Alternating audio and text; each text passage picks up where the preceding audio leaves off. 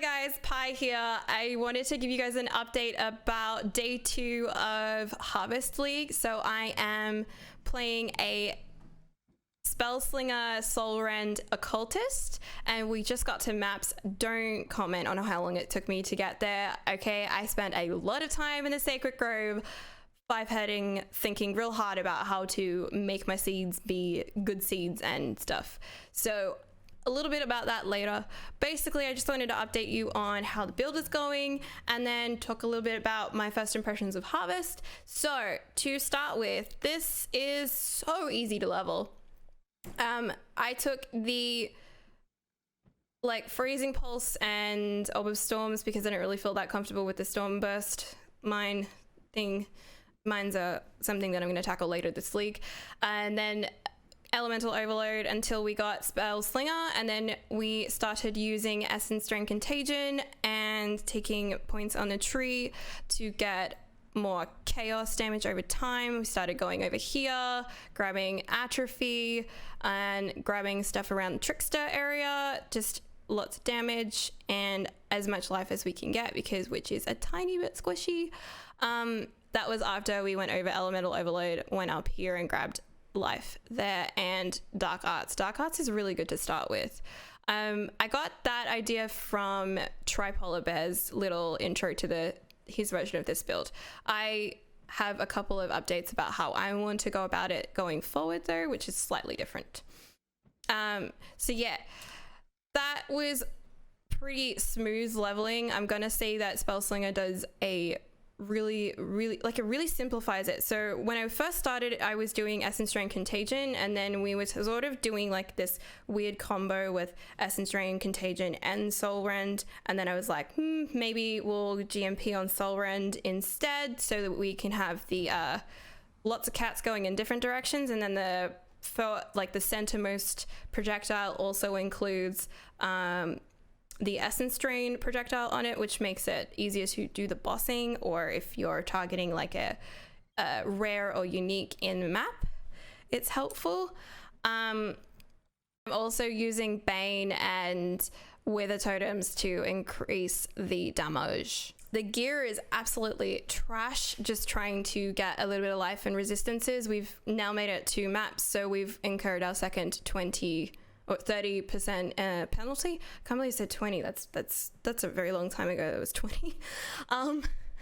And please don't even think about looking at the ones. They haven't been updated since Act 3. But I guess that's a statement for how much that Spellslinger can carry you. This is an eye level 2 wand, and this is an eye level 35 wand. The only thing that made them all right, and this one's not even like properly crafted, was I took chaos mods when I was in the harvest crafting stuff on my harvest crafting collectors, I guess. Yeah, so everything else has just been like trying to find sort of bases that would be easily colored to suit my needs. The 5-link with the Spellslinger Soulrend combination, thanks for the sub, has well, that's 3 months. Greater multiple projectile support, as well as efficacy and controlled destruction. If you want more single target, I switch out void manipulation with greater multiple projectiles, and then it just sort of makes a really powerful it's kind of like a 3-punch, because we also subbed in Frenzy for that single hit that triggers Spellslinger. So you've got like the little green guy that goes out, and then you can also see the Essence Drain and the cat at the same time. So if you really want to smash like Cirrus, this could be the setup for it, if you were not to drop Spellslinger and not go full self-cast. Anyway, for clearing, this has been really powerful. I want to update my gear. I want to update my gear. I really need to change out those ones and increase the amount of transitioning to hybrid, like a hybrid ES life setup, as well as getting just my reses sorted out. And my flasks, to dear God, they're absolutely atrocious. So I'm thinking there'll be a Jade flask in my dump tab, as well as quartz. And I don't even think I need this mana flask anymore. I don't like I've used it, but I don't actually think that my mana recharge is just really good. So anyway, basically I'm real happy with this build, and I'm very excited to continue through maps with it as soon as I re-gear, which is going to be real fun in this solo self-found-ish environment of the private league. I guess the next stuff that I can talk about right now is probably my first impressions of Harvest League. I'm going to do a bit of further talking about this in a separate video. Basically, I made a lot of mistakes going into it, and I wanted to share that with people who might have also made the same mistakes. Anyways, some wonderful people from Steel Mages community, including Adalius, Rob, Mora, and Deagle Eye, have created a very comprehensive spreadsheet. Let me see if I can find it. It is this one. This is like a tier 2 crafting layout, and then there is a second option that you can have. You can have both of those. This would be a tier 3 crafting layout, and then tier 4 sort of idea that they're working on at the moment. And you can do all 3 of these. Anyways, I am working on this, which is real basic. I have pretty much all of my seeds and resin pieces placed here, but I am in the process of farming enough tier 1 seeds from maps and zones to really get enough tier 2s to plant and fill out the tier 2 area, which is this area here. As for the mechanic itself, I thought that I would like it, but I didn't realize how much I would like it until I was actually playing with it. And that can probably be like absolutely backed up by the fact that I have taken such a goddamn long time to get my character to maps, because we started a long time ago, like many hours ago. I've just been here like trying to understand exactly how to use all of the mechanics that GGG have provided for us, you know, the different devices. So you've got collectors and dispersers and pylons and storage devices, and then understanding the different types of seeds and all the different crafting options that are available. And they really are overpowered for when you're doing your early leveling stuff, your campaign playthrough. There's some stuff that I'm not as happy about, which was I found it like hard to know when I needed to talk to Ashabi. Like, she's got a bunch of lore that she wants to tell us, but she doesn't actually tell you about the materials that she's giving you in like a way that I think is really easy to understand. Like, I wouldn't mind seeing thanks for the sub. Hi, new. Sorry about that.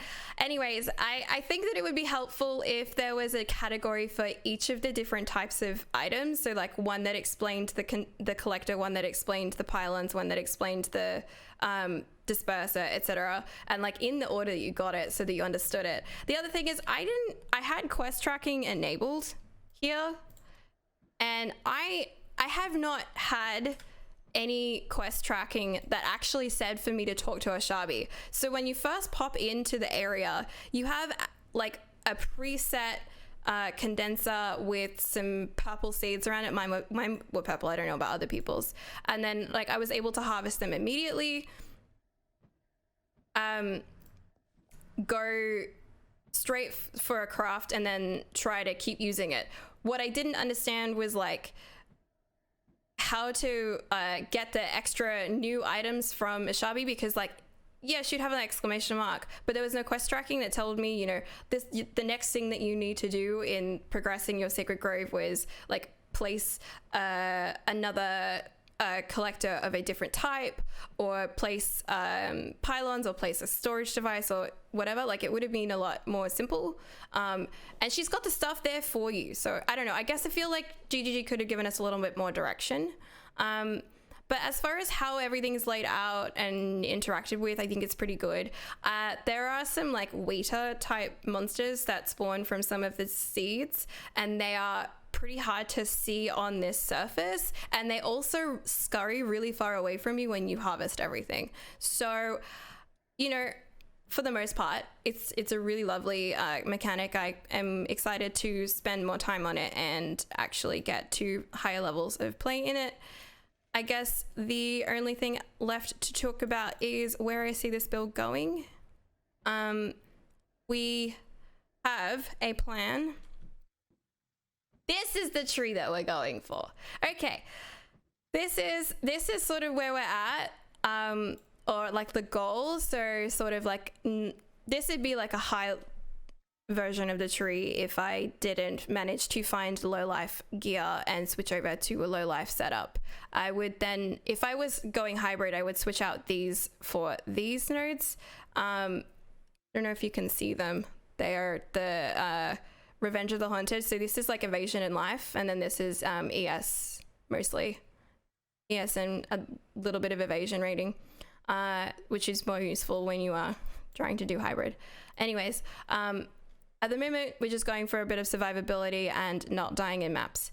Anyways, I don't know if there's anything else I can really tell you about the build. I will leave this POB in the description below, and just know that it's a really rough work in progress. Anyway, if you're playing Spellslinger Solar End, please let me know. I'd love to know how you're going with it. Live free pie hard, and I will see you in my next update. Bye.